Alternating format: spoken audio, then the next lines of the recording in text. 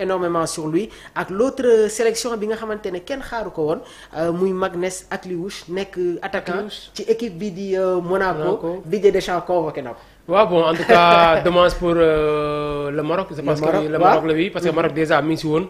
pour jéem ko donc andi si sélection am. depuis pratiquement saison bu baax bu mu def daaw. la France a l'habitude. oui a l'habitude hein. et j'espère que Akliouche deful l'erreur de Boubacar Kamara. waaw espérons que ni Akliouche dina jéem a s'acclimater wu donc si climat bu bleu yi. pour mun faa yàgg aussi parce que tamit moom. certes mën na ko fa andi mais tam descend lu ko dese avec la sélection française bu bëree ba bëri du dépasser 2 ans. donc pour dire que ni Akliouche bon descend moo ko woo est-ce que keneen kuy ñëw entre temps dina ko woo wala tamit est-ce que Akliouche dina tamit gën a maintenir son état de forme pour jéem à chaque regroupement mu jéem bokk avec les Bleus fële contre Clairefontaine. mais bon en tout cas xale bu ndaw la donc certainement ay 19 ans lay war a am wala yooyu noonu. donc xale bu ndaw la pour c'est un bon gosse aussi hein.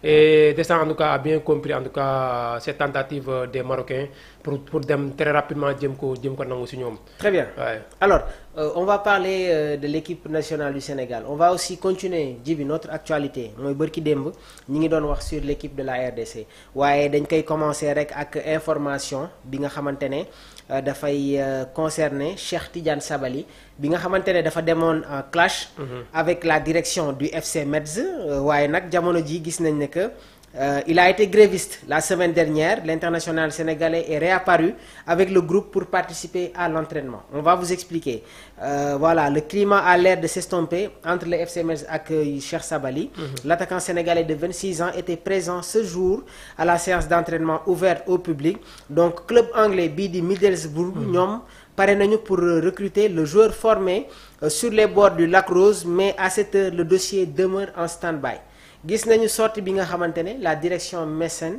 def nañ ko concernant l'attitude du joueur li ñu wax nag mooy dañ ko accueillir à bras ouverts mu yàgg ci club bi ñu am confiance trop ci moom waaye nag moom warul tax tey jii ñu jël décision boo xamante ne du arranger club bi donc si wàllu boobu tamit joueurs yi nañuy def attention c'est le même cas ak Alexander Isak bi nga xamante ne dafay forcer son départ même sax club bi su la bëggee bàyyi il faut que tamit club bi lay jënd mu teg offre boo xamante ne joueur bi dina ci gis boppam waaye tamit club bi dina ci gis boppam donc bi direction mécène yi génnee yëkkati nañu ay kàddu nee nañu transfert bi amul problème waaye nag pour le moment il n'y a pas un accord entre club bi nga xamante ne moom mooy Middlesbrough ak le FC Metz.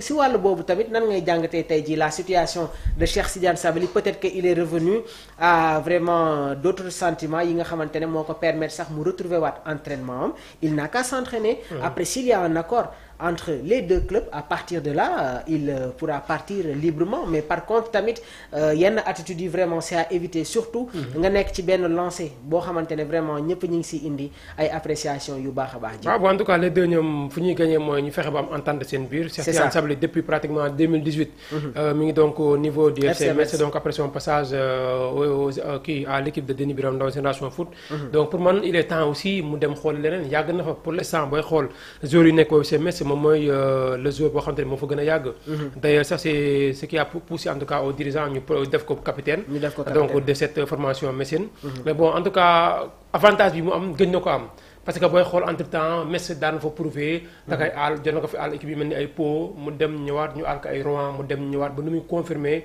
son talent donc au niveau du FC Metz donc tey jii jot na avec les prestations yi mu def avec en équipe nationale du Sénégal autour de 4 sélections pour un but marqué c'était donc contre les Anglais tey pour man jàpp na ni occasion chance bi mu am bu ko rëccee avec son âge parce que je pense qu'il est âgé de 26 ans donc lu fekkee romb na ko aussi bon nekkatul yenn xale yi amul 18 ans comme benn Idrissa Gueye buy doog a départ xam nga ay 22 ans yooyu tamit si 26 ans dafa toll carrément si âge de maturité tey war na tamit mën a promouvoir tamit talent beneen si club boo xamante ni jàpp na ni dina fa am yeneen si défi yoo xamante ni dina ko mën a relever bu ko relever tamit mu gën ko yokkal quota boo xamante ni dina nekk benn tremplin encore une fois benn 1 an 2 ans mu dem xool beneen club boo xamante ni encore une fois dina tamit gën a raw bii mu nar a dem bii nii pour man Metz tamit ñoo war tamit gën a yombal tamit faciliter les discussions entre les clubs yoo xamante ni tey actuellement pare nañ pour jéem koo accueillir surtout également le club anglais bi di Middlesbrough donc tey pour man Cheikh Tidiane Sabaly fekkee bëgg na dem xam nañ ni vétéran la mi ngi fay bëgg a yàgg tey war nañ ko mën a yombal quoi mu jéem a dem mais tamit bras de fer ak club ak joueur yàgg na am.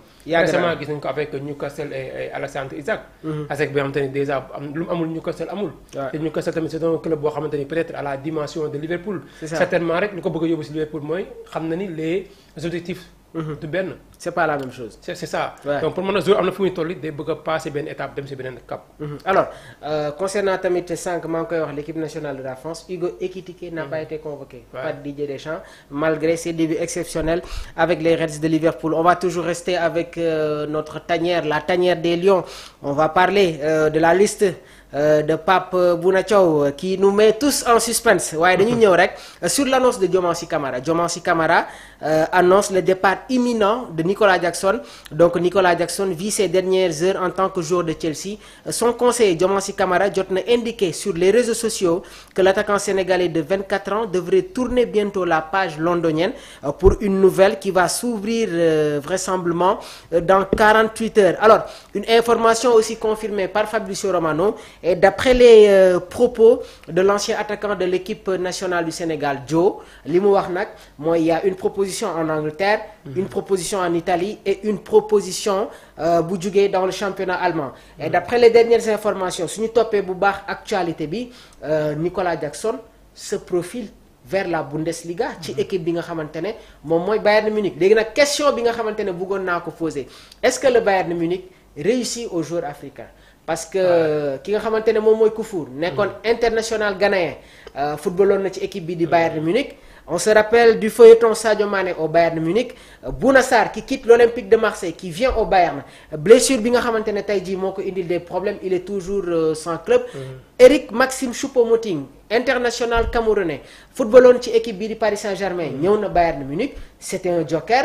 Ki nga xamante ne moom mooy Mazraoui nekkoon ancien défenseur Ajax Amsterdam qui se retrouve actuellement au niveau de Manchester United. Est-ce que réussir na fi nga xamante ne moom mooy Bayern Munich? C'est des points d'interrogation. Il y a un trio qui est en place composé de Harry Kane, Luis Diaz, Michael Olise. L'arrivée de Nicolas Jackson si ban registre moom lañ ko war a gis mu évoluer. Il y a la blessure de Jamal Musiala. Il y a aussi le départ de Kingsley Coman. Mais depuis la saison dernière Vincent Kompany dafa am un schéma boo xamante ne ñun ñëpp xam nañ ko, c'est-à-dire Manuel Neuer, Upamecano, Kim Min-jae, Rafael Guerreiro avec les blessures de Alphonso Davies ki nga xamante ne moom mooy Stanisic nekk international croate waaye tamit il y a Sacha Boey et au milieu de terrain Joshua Kimmich, Pavlovic qui est en concurrence avec Goretzka. Jamal Musiala se retrouve comme électron libre. Par moment si on n'a pas Jamal Musiala dañuy gis l'intégration de Thomas Müller moom tamit quitté na le Bayern Munich. Est-ce que aujourd'hui son arrivée dina ko permettre vraiment mu nekk ci registre bi nga xamante ne moom la amoon fële ca Villarreal? C'est parti pour les commentaires Djibi. waaw bon pour man Nicolas Jackson peut s'imposer en tout cas si club bépp boo xam ne mën na fa dem. que ce soit en Angleterre en Espagne ou en Allemagne. te aujourd'hui Bayern moo gën a approché carrément donc pour jéem ko atterrir parce que tamit si dossier bi moom la ñu gis mu gën a dem entamer des discussions avec les Blues de Chelsea. certainement que si yenn ces détails la ñu d'accord Chelsea dafa bëgg a jaay Nicolas Jackson.